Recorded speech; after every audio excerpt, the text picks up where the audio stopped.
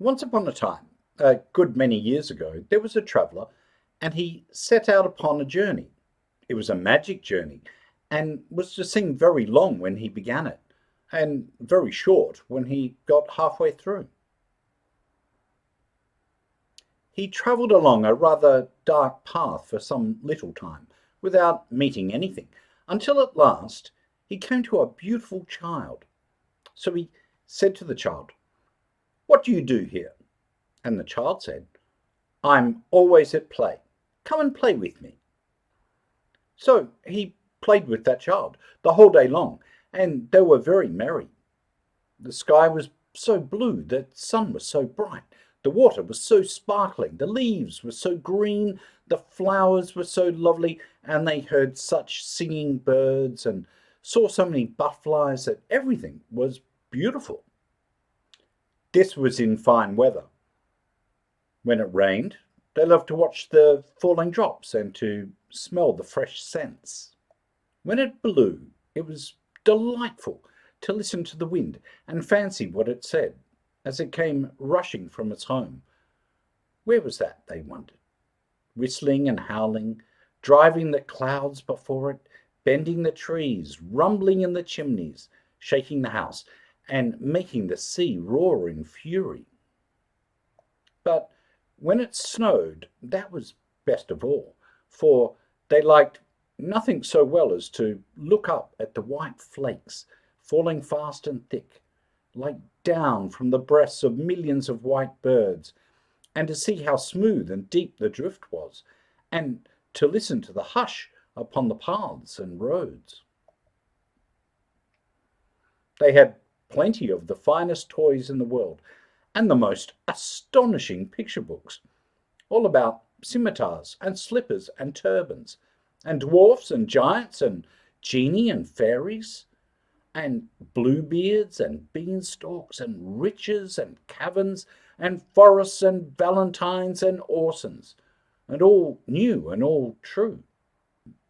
But one day, of a sudden, the traveller lost the child.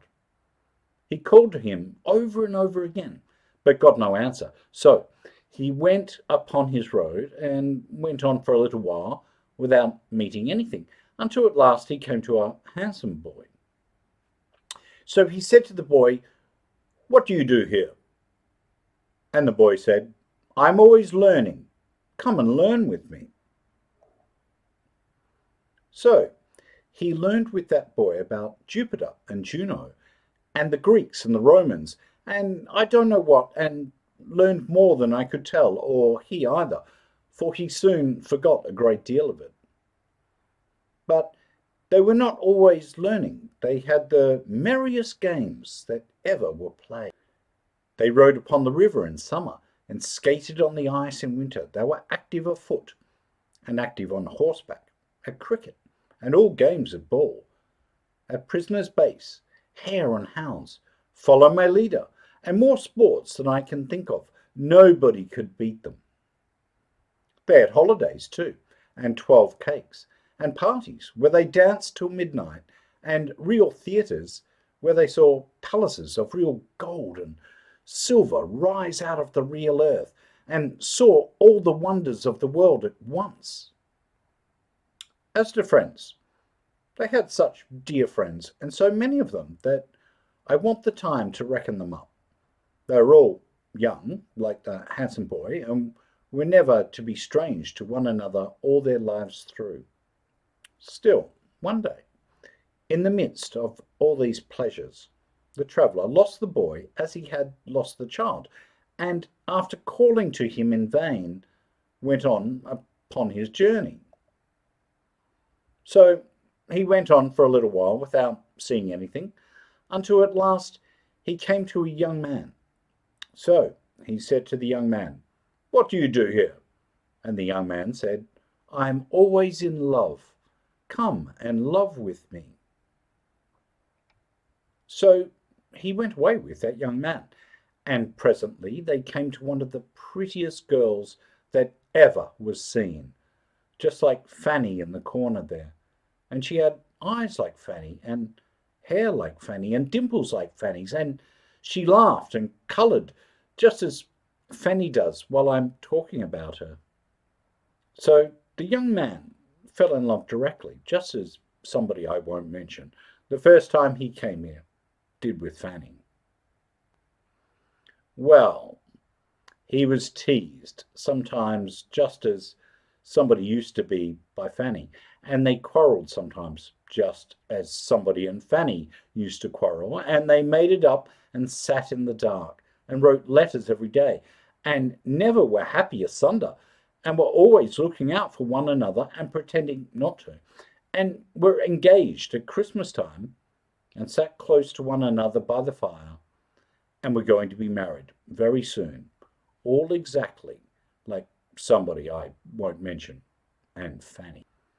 But the traveller lost them one day, as he had lost the rest of his friends, and after calling to them to come back, which they never did, went on upon his journey. So he went on for a little while without seeing anything, until at last he came to a middle-aged gentleman. So he said to the gentleman, "What are you doing here?" And his answer was, "I'm always busy. Come and be busy with me." So he began to be very busy with that gentleman, and they went on through the wood together. The whole journey was through a wood, only it had been open and green at first, like a wood in spring, and now began to be thick and dark, like a wood in summer.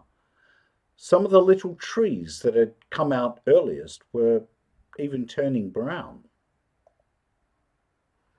The gentleman was not alone, but had a lady of about the same age with him, who was his wife, and they had children who were with them too. So they all went on together through the wood, cutting down the trees, making a path through the branches and the fallen leaves, and carrying burdens and working hard. Sometimes they came to a long green avenue that opened into deeper woods.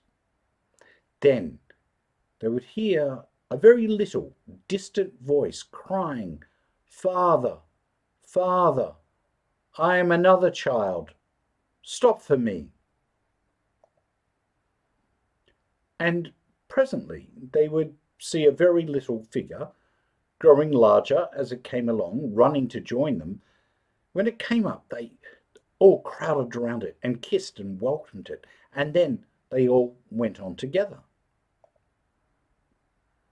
Sometimes they came to several avenues at once, and then they all stood still, and one of the children said, "Father, I'm going to sea," and another said, "Father, I'm going to India," and another, "Father, I'm going to seek my fortune where I can," and another, "Father, I'm going to heaven." So, with many tears at parting, they went, solitary, down those avenues, each child upon its way, and the child who went to heaven rose into the golden air and vanished. Whenever these partings happened, the traveller looked at the gentleman and saw him glance up at the sky above the trees, where the day was beginning to decline and the sunset to come on. He saw, too, that his hair was turning grey, but they never could rest long, for they had their journey to perform, and it was always necessary for them to be always busy. At last there had been so many partings that there were no children left, and only the traveller, the gentleman, and the lady went upon their way in company. And now the wood was yellow, and now brown, and the leaves, even of the forest trees, began to fall. So they came to an avenue that was darker than the rest, and were pressing forward on their journey without looking down it when the lady stopped. "My husband," said the lady, "I'm called." They listened, and they heard a voice a long way down the avenue say, "Mother, mother." It was the voice of the first child, who had said, "I'm going to heaven." And the father said, "I pray not yet. The sunset is very near. I pray not yet." but the voice cried, "Mother, mother," without minding him, though his hair was now quite white and tears were on his face. Then the mother, who was already drawn into the shade of the dark avenue and moving away with her arms still around his neck, kissed him and said, "My dearest, I am summoned, and I go." And she was gone, and the traveller and he were left alone together.